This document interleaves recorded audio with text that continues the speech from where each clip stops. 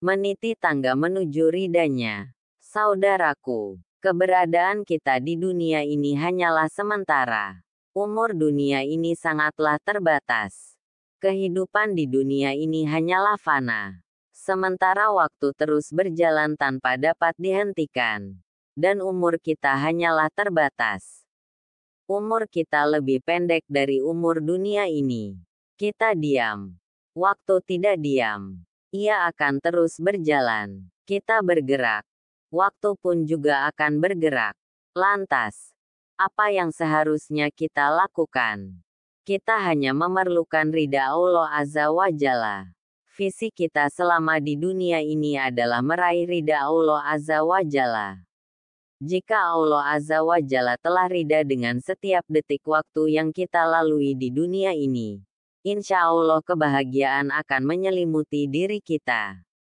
Allah Azza wa Jalla berfirman, maka adakah orang yang mengikuti keridaan Allah sama dengan orang yang kembali membawa kemurkaan dari Allah dan tempatnya di neraka jahanam? Itulah seburuk-buruk tempat kembali. Quran Surah Ali Imran 162. Rasulullah Shallallahu Alaihi Wasallam menjelaskan bahwa ridha Allah Azza wa Jalla dapat diraih dengan memperbanyak amalan hati yang selanjutnya mengaktualisasikannya dalam amalan lisan dan anggota badan. Dari Anas bin Malik radhiyallahu anhu, Rasulullah Shallallahu Alaihi Wasallam bersabda, sesungguhnya Allah sangat suka kepada hambanya yang mengucapkan garis bawah tahmid garis bawah alhamdulillah sesudah makan dan minum. Hadis riwayat Muslim, dari Abu Hurairah radhiyallahu anhu, dari Rasulullah Shallallahu Alaihi Wasallam, beliau bersabda, sungguh seorang hamba akan mengucapkan sebuah kalimat yang diridai Allah, suatu kalimat yang ia tidak memedulikannya, namun dengannya Allah mengangkatnya beberapa derajat. Dan sungguh, seorang hamba akan mengucapkan sebuah kalimat yang dibenci oleh Allah, suatu kalimat yang ia tidak memedulikannya, namun dengannya Allah melemparkannya ke dalam neraka. Hadis riwayat Al-Bukhari No. 6478. Selain dengan berkata yang baik, cara meraih ridha Allah Azza wa Jalla berikutnya adalah dengan berbuat baik kepada orang tua. Garis bawah birrul waladain. Garis bawah. Rasulullah Shallallahu Alaihi Wasallam telah menegaskan bahwa bagi anak, ridha Allah Azza wa Jalla tergantung kepada ridha orang tua. Dari sahabat Abdullah bin Amr radhiyallahu anhu, Rasulullah Shallallahu Alaihi Wasallam bersabda, ridha Allah tergantung pada ridha orang tua. Murka Allah tergantung pada murka orang tua. Hadis riwayat At-Tirmizi No. 1899. Saudaraku, barang siapa yang mentaati Allah Azza wa Jalla niscaya mendapatkan balasan yang sempurna berupa kebaikan-kebaikan. Dan barang siapa yang memaksiati, yakni tidak taat kepada Allah, niscaya mendapatkan azab yang keras. Allah Azza wa Jalla mengabarkan bahwa dirinya tidak butuh terhadap para hamba.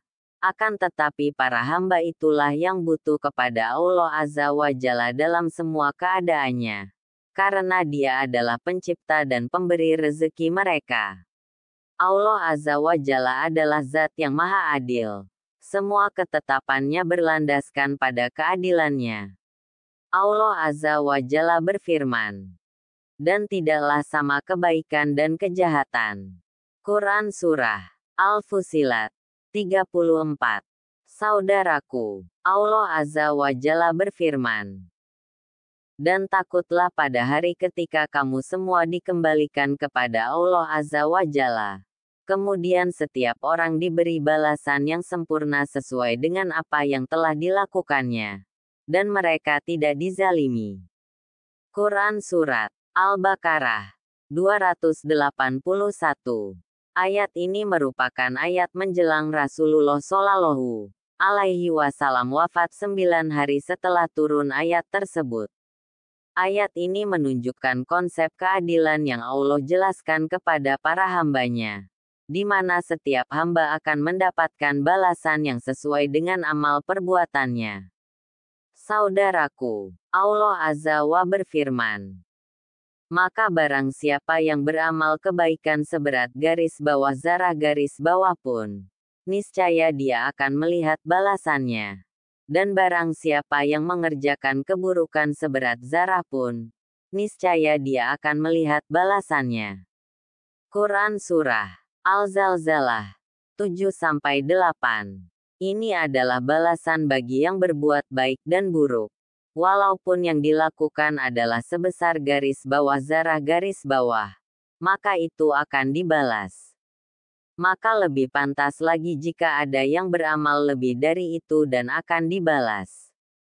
Allah Azza wa Jalla berfirman, dan mereka dapati apa yang telah mereka kerjakan ada tertulis. Quran Surah Al-Kahfi 49. Kata Syaikh Abdurrahman bin Nasr As-Sa'di, ayat ini memotivasi untuk beramal baik walaupun sedikit. Begitu pula menunjukkan ancaman bagi yang beramal buruk walaupun itu kecil. Allah Azza wa Jalla berfirman, timbangan pada hari itu ialah kebenaran keadilan, maka barang siapa berat timbangan kebaikannya, maka mereka itulah orang-orang yang beruntung.